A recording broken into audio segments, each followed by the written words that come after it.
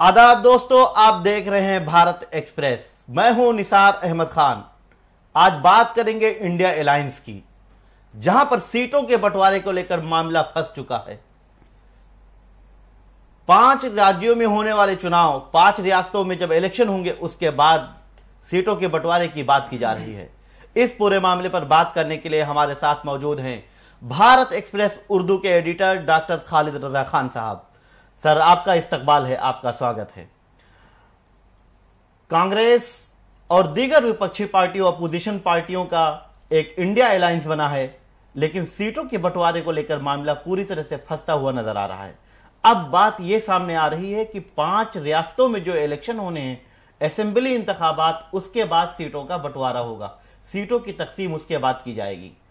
क्या इतनी ताखीर, 6-7 महीने का वक्त सिर्फ बाकी बचा है? 6-7 महीने पहले अगर सीटों का बंटवारा नहीं होगा तो फिर ये बीजेपी जैसी मजबूत पार्टी से कैसे लड़ेंगे? देखिए, इसके कई वजूहात हैं। इसको अगर एनालाइज किया जाए तो जितने भी अपोजिशन पार्टियां जितनी हैं और उनका जो अलायंस है, तो इंडिया में जितनी भी पार्टियां हैं सब साथ साथ अपने वजूद की लड़ाई भी लड़ रही हैं। सिर्फ ये नहीं है कि वो उन्होंने अलायंस बनाया है और बीजेपी को या नरेंद्र मोदी की पार्टी को हराना है, एनडीए को हराना है। एनडीए को हराने के साथ साथ उनको अपने वजूद को भी बचाना है, और ये उनके वजूद की भी लड़ाई है। और सीटों का बंटवारा, उसकी सबसे बड़ी बुनियाद क्या होती है? अगर किसी भी अलायंस में सीटों का बंटवारा हो रहा है तो उसकी सबसे बड़ी वजह होती है कि कौन पार्टी कितनी मजबूत है, किन रियासतों में किस पार्टी की कितनी पकड़ है, कितनी सीट है, किन रियासतों में उस पार्टी की सरकार है। ये तमाम जो वजूहात हैं, तमाम जो फैक्टर्स हैं, वो डिपेंड करते हैं कि उस पर डिपेंड करता है कि वो लोकसभा के इंतखाब में किसको कितनी सीटें मिलेंगी। अभी अगर तो मुझे ऐसा लगे, मेरी एनालिसिस है कि जितनी जो छोटी पार्टियां हैं जो इंडिया अलायंस में, इंडिया अलायंस जो कहिए, उसमें वो चाहती हैं कि अभी सीट का बंटवारा हो जाए लोकसभा के, तो क्योंकि उन्हें लगता है कि अभी अगर वो बार्गेनिंग पोजीशन में हैं, अगर ये सीट का बंटवारा 5 रियासतों में इलेक्शन के यानी असेंबली इंतखाबात के बाद होता है तो फिर सूरत कुछ और होगी अलायंस की। कांग्रेस इस बात को बहुत अच्छी तरह समझती है। कांग्रेस के हालांकि इशारा कांग्रेस ने पहले दे दिया था कि वो 350 सीटों पर लड़ना चाहती है पूरे देश में लोकसभा पर, जिस पर कई पार्टियों को इतराज है। तो इस वजह से कांग्रेस ये चाहती, क्योंकि कांग्रेस को ये बड़ी उम्मीद है कि राजस्थान में उनकी सरकार बनने वाली है, मध्य प्रदेश में जो हालात हैं रियासत के, और जो जिस तरह के जो सर्वेज आ रहे हैं उस बुनियाद पर, और वो वहाँ भी ऐसे कांग्रेस को उम्मीद है कि उनकी सरकार बनेगी। छत्तीसगढ़ में पहले से उनको उम्मीद, उनकी सरकार है और वो उम्मीद लगाए बैठे हैं कि छत्तीसगढ़ में भी उनकी सरकार आ रही है, इंक्लूडिंग तेलंगाना। अभी सीडब्ल्यूसी की मीटिंग तेलंगाना में इस वजह से की गई कि तेलंगाना में कांग्रेस को ऐसा लगता है, और एक अवामी राय सर्वे जो कराया गया था, जो कांग्रेस ने कराया और भी कई जो सर्वे कंपनीज हैं उन्होंने जो सर्वे कराया, उस बुनियाद पर कांग्रेस को वहां भी उम्मीद है कि वहां भी उनकी सरकार बन सकती है, क्योंकि वहां भी एंटी इनकम्बेंसी फैक्टर है। टीआरएस या उसको बाद में कहें बीआरएस की सरकार है, तो उनको 4-5 रियासतों, फिर मिजोरम है, तो वो तो खैर बहुत छोटी रियासत है। इन 4 रियासतों में कांग्रेस को पूरी उम्मीद है कि वो इंतखाब जीत रहे हैं और उनकी सरकार में। सोचिए कि अगर कांग्रेस इन 4 रियासतों में से 3 रियासत या 4 रियासत जीत जाती है तो फिर लोकसभा इंतखाब में क्या सीटों की पोजीशन होगी, ये सबको समझ में आ रहा है। मतलब ये आप कह रहे हैं कि कांग्रेस की नीयत अभी साफ नहीं है, क्योंकि अगर वो 5 स्टेट जहां पे इलेक्शन होने हैं, उन 5 रियासतों में कांग्रेस और बीजेपी के दरमियान सीधा मुकाबला होना है, यानी कांग्रेस उसके नताइज के बाद चाहती है कि हम सीटों का बंटवारा करें। फिर इसका मतलब है कि अभी जो उनका ईगो है, जिसके लिए कहा जा रहा है, अखिलेश यादव की तरफ से कहा जा रहा है, ममता बनर्जी की तरफ से कहा जा रहा है, अरविंद केजरीवाल की तरफ से कहा जा रहा है कि अपना ईगो छोड़ना होगा, छोटी पार्टियों को साथ लेना होगा। इस सूरत हाल को अगर हम देखें तो मतलब कांग्रेस अभी भी कॉम्प्रोमाइज करने के नहीं, कॉम्प्रोमाइज की बात बिल्कुल नहीं है, और इसमें नियत का भी मामला नहीं है। ये पूरा का पूरा पॉलिटिकल मामला है। ये इसमें क्योंकि सब लोग पॉलिटिक्स कर रहे हैं, सबको मिलकर जो सरकार बनाने के लिए वो लोग आए हैं कि हम नई सरकार देंगे देश को, और ये पॉलिटिकल मूव की बात है, पॉलिटिकल स्ट्रेटजी जो होती है उसके हिसाब से ये तमाम दूसरी पार्टियां जो अलायंस में हैं इंडिया में, वो ये जरूर कह रहे हैं कि अभी से कर लीजिए, अभी से, ऐसे क्या जल्दी है, अभी क्यों होना चाहिए? बहुत सारे वजूहात हैं, इतनी जल्दी की क्या जरूरत है? इसी में क्या सर अरविंद केजरीवाल ने 30 सितंबर की एक डेडलाइन भी दी थी कि 30 सितंबर तक सीटों का बंटवारा, सीटों की तकसीम हो जानी चाहिए। नहीं, अगर इसको ये कहा जाए अच्छी तैयारी करने के लिए, ठीक है, सब लोग तैयारी करें, लेकिन ऐसी भी क्या जल्दी है कि इंतखाब अप्रैल या मई में होना है, तो अभी 8 महीने 9 महीने पहले इंतखाब, वो ये प्रैक्टिकल बात भी नहीं लगती है।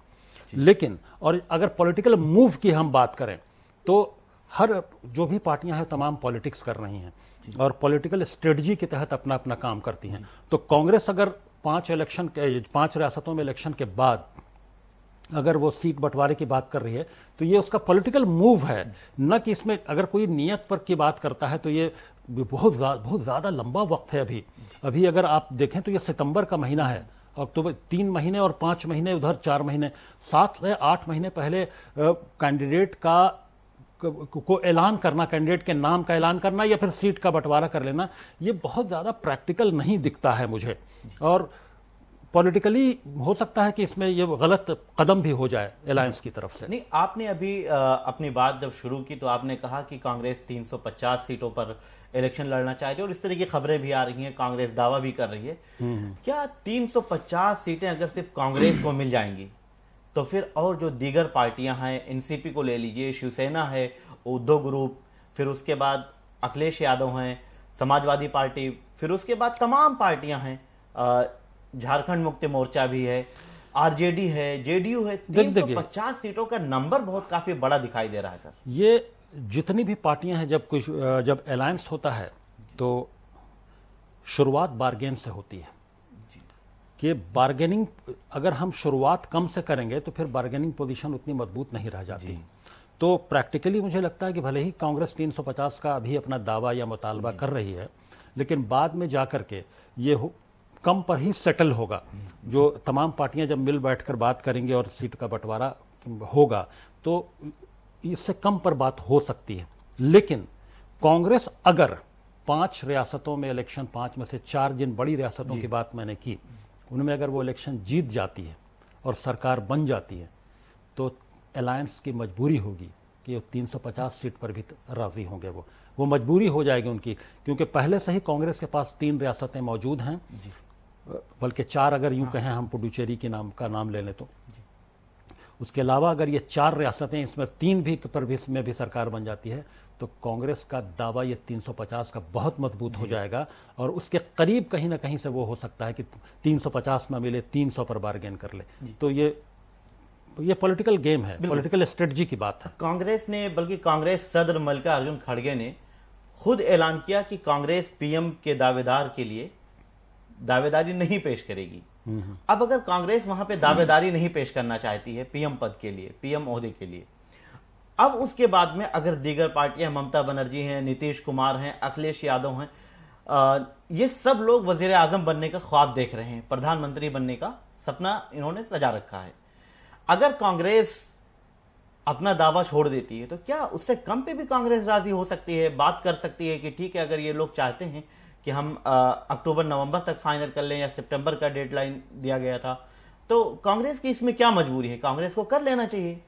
देखिए, कांग्रेस ने सबसे पहले जो अलायंस की पहली मीटिंग थी, या यूं कहें कि दूसरी, जो मुंबई में हुई, दूसरी या तीसरी, दूसरी मीटिंग, हाँ, उसमें जो उसने ऐलान किया कि वो प्रधानमंत्री और वज़ीर आज़म की रेस में नहीं है, वो इसकी दावेदारी पेश नहीं कर रही है, तो उसने ये भी बहुत बड़ा पॉलिटिकल मूव था, ये पॉलिटिकल स्ट्रेटजी का हिस्सा था। उससे कई चीज़ें उसको हासिल करने में मदद मिलेंगी। एक तो ये कि वो सीधा अटैक जो बीजेपी की तरफ से होगा कि परिवारवाद और तमाम चीज़ों पर, और पीएम बनने का ख्वाब जो उस परिवार का, उस पर वो डिबेट से बाहर हो जाएगा। दूसरा ये कि पीएम के रेस से बाहर करके कांग्रेस ने सीट की दावेदारी में, यानी नंबर ऑफ सीट्स की दावेदारी बढ़ाने में ये मददगार होगा। क्योंकि अगर हम पीएम के दावेदार नहीं और सबसे बड़ी पार्टी हैं, पैन इंडिया पार्टी हैं, पूरे देश में अगर उनकी मौजूदगी है तो, और उसके बावजूद वो पीएम की दावेदारी नहीं कर रहे हैं, लोकसभा में भी अगर बड़ी पार्टी हैं, राज्यसभा में भी हैं, तो फिर किसी दूसरी पार्टी को क्यों नहीं उनको ज़्यादा सीटें देनी चाहिए। या उनका जो मुतालबा है उसके आसपास थोड़ा सा कम करके क्यों नहीं उनको सीटें देनी चाहिए। तो ये बहुत कांग्रेस ने सोच समझकर अपना एक पॉलिटिकल मूव लिया है। आप पॉलिटिकल मूव की बात कर रहे हैं, तो क्या हम ये ना देखें कि कांग्रेस अभी तो पीएम पद से बाहर हो रही है, वजीर आजम ओहदे से बाहर हो रही है, खुद ऐलान कर रही है, लेकिन जब उसकी सीटें ज्यादा होंगी, जब 350 सीटों पर या लगभग 300 सीटों पर वो इलेक्शन लड़ेगी तो उसकी सीटें सबसे ज्यादा होंगी, तो फिर इलेक्शन के बाद नतायज आने के बाद फिर कांग्रेस अपना दावा नहीं पेश कर देगी सर? देखिए, कांग्रेस को अगर कांग्रेस, मैं हाइपोथेटिकल बात कर रहा हूँ, फर्जी बात या ख्याली बात मैं कर रहा हूं कि इस फर्ज कर लीजिए आप कि कांग्रेस को अगर 350 सीट या 300 सीटों पर लड़ती है और जो दावा है कांग्रेस का, जो राहुल गांधी बार बार लोग, तमाम एनालिस्ट परेशान है कि राहुल गांधी, तमाम सर्वे में आ रहा है कि सरकार एनडीए की बन सकती है, उसके बावजूद राहुल गांधी का जो कमिटमेंट है, जो कन्विक्शन है, वो दिख रहा है कि आखिर कौन सी उनके पास वो बूटी आ गई है, कौन सा ऐसा उनके पास अलादीन का चिराग मिल गया है कि वो अभी भी दावेदारी कर रहे हैं कि नहीं, सरकार कांग्रेस की या इंडिया की ही बनेगी। अगर इस हम पस मंजर में देखें तो अगर 200 सीट कांग्रेस को आ गई या 180 भी आ गई और सबसे बड़ी पार्टी हो गई अलायंस में, तो कांग्रेस को कहने की जरूरत नहीं होगी। जो अलायंस पार्टनर्स हैं उसमें से ही ज्यादातर खुद कांग्रेस को जो वज़ीर आज़म का और जो प्रधानमंत्री का ओहदा है वो पेश करने के लिए मजबूर हो जाएंगे। तो ये कांग्रेस को पता है कि अभी से दावेदारी करने से बहुत सारे इख्तलाफात सामने आ सकते हैं, लेकिन अगर सीट उनकी ज्यादा आ गई, इसी के गिर्द वो तमाम चीजें बुन रही है कांग्रेस कि तमाम असेंबली जो इलेक्शंस हैं उसके बाद सीट का बंटवारा हो, क्योंकि उनको पता है कि असेंबली की सीट के इलेक्शन के बाद अगर वो सीट का बंटवारा होता है तो कांग्रेस मजबूत बार्गेनिंग पोजीशन में होगी और बाकी लोग फिर इसको नकार भी नहीं पाएंगे जो अलायंस पार्टनर्स हैं। बीजेपी से मुकाबला करना है कांग्रेस को या इंडिया अलायंस को? आप देखें, मध्य प्रदेश के लिए, छत्तीसगढ़ के लिए बीजेपी ने अपने उम्मीदवारों का ऐलान करना शुरू कर दिया है, अपने मरकजी वज़रा जो उनके केंद्रीय मंत्री हैं उनको उतार दिया है मैदान में। तो क्या कांग्रेस इसमें पीछे नहीं नजर आ रही है? अगर उनसे बीजेपी से मुकाबला करना है तो बीजेपी हर कदम आगे बढ़ रही है। जब बीजेपी आगे बढ़ रही है और आपको बीजेपी से मुकाबला करना है, बीजेपी को इख्तिदार से बाहर करना है, तो फिर आप कैसे मुकाबला करेंगे सर? ये असेंबली, देखिए, बीजेपी ने जो ऐलान किया है वो मध्य प्रदेश के असेंबली इलेक्शन में के लिए अपने उम्मीदवारों का ऐलान किया है जी, और इसी के आसपास कांग्रेस भी अपना ऐलान कर देगी वहां भी कैंडिडेट के लिए। इसको हम लोकसभा इंतखाबात से अभी जोड़कर नहीं देखना चाहिए कि असेंबली इंतखाबात के नाम के लिए जो नाम का ऐलान बीजेपी ने किया है उसका लोकसभा के इंतखाब से ऐसा कोई लेना देना अभी नहीं है। यह सिर्फ उनके मध्य प्रदेश के इलेक्शन से मुताल्लिक है और कांग्रेस भी अपनी पूरी स्ट्रेटजी बना रही है। तो उम्मीद है कि वो भी, क्योंकि जो राइवल पार्टियां होती हैं वो आसपास एक दूसरे के आगे पीछे, एक दो दिन आगे पीछे अपने कैंडिडेट्स का नाम का ऐलान कर देती हैं। सर, मैं आखिरी सवाल आपसे लेना चाहूंगा, अभी जो मौजूदा हालात हैं आप कहां देख रहे हैं इंडिया अलायंस बीजेपी से किस हद तक मुकाबला कर पाएगी? क्योंकि वजीर आजम मोदी का मुकाबला अभी कोई नजर नहीं आ रहा है। तमाम सर्वे अभी जो आए हैं उसमें सीधा इस बात का इशारा मिलता है, जो सर्वे बताते हैं कि वज़ीर-ए-आज़म नरेंद्र मोदी की ही, एनडीए की ही सरकार बन रही है, अगले वज़ीर-ए-आज़म नरेंद्र मोदी ही होने वाले हैं, ये सर्वे बता रहे हैं। जो पॉलिटिकल ऑब्जर्वर्स हैं, जो पॉलिटिकल और तमाम जो एनालिस्ट हैं, उनका वो काफ़ी परेशान है इस बात को लेकर कि उसके बावजूद राहुल गांधी का ये कमिटमेंट या उनकी तरफ से ये कहना कि अब नैरेटिव कांग्रेस सेट कर रही है, कांग्रेस की नैरेटिव के गिर्द बीजेपी अब घूमना शुरू कर, नैरेटिव ये सेट करते हैं, एजेंडा ये सेट करते हैं और बीजेपी और एनडीए जो है उस पर रिस्पॉन्ड करती है। ये पहले 2014 के बाद हमेशा ये होता रहा कि बीजेपी एजेंडा सेट करती थी और कांग्रेस को उसमें उलझा देती थी और कांग्रेस उसमें रिस्पॉन्ड करती फिरती थी। अब राहुल गांधी का यह दावा है कि यह अब उलट चुका है, अब एजेंडा हम सेट कर रहे हैं, वो उलट चुके हैं। शायद इसी बुनियाद पर वो एक उम्मीद पाले हुए हैं, उनको उम्मीद है कि इंडिया अलायंस और मजबूत होगा और उसमें वो सरकार बना ले जाएंगे वो।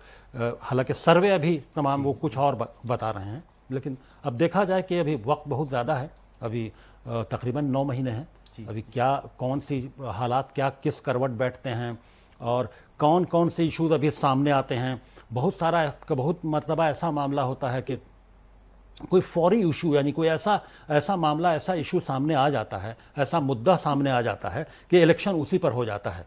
लोकसभा का इलेक्शन आमतौर पर मुद्दों के साथ साथ जो एक कौमी सतह पर जो हवा होती है उस बुनियाद पर भी होता है। जैसे 2019 में, आप सही बोला कि 2019 में एक फौरी तौर पर एक मुद्दा मिल गया था पुलवामा वाला, तो उस बुनियाद पर भी इलेक्शन मजबूती से लड़ा बीजेपी ने और वज़ीर आज़म ने।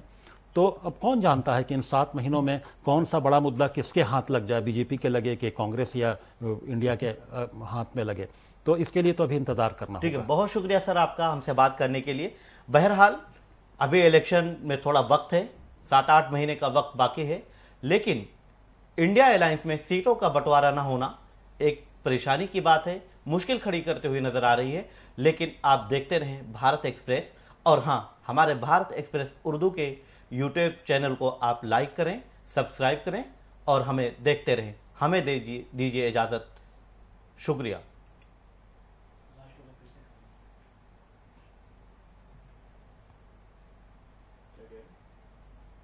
बहरहाल लोकसभा इलेक्शन 2024 में अभी थोड़ा सा वक्त है, तकरीबन 7-8 महीने बाकी हैं, लेकिन इंडिया अलायंस में सीटों का बंटवारा न हो पाना मुश्किल की बात है, परेशानी की बात है। लेकिन इंडिया अलायंस को बीजेपी से मुकाबला करना बहुत आसान नहीं है। आप देखते रहें भारत एक्सप्रेस, और हाँ, हमारे भारत एक्सप्रेस उर्दू के यूट्यूब चैनल को लाइक करें, सब्सक्राइब करें और देखते रहें भारत एक्सप्रेस।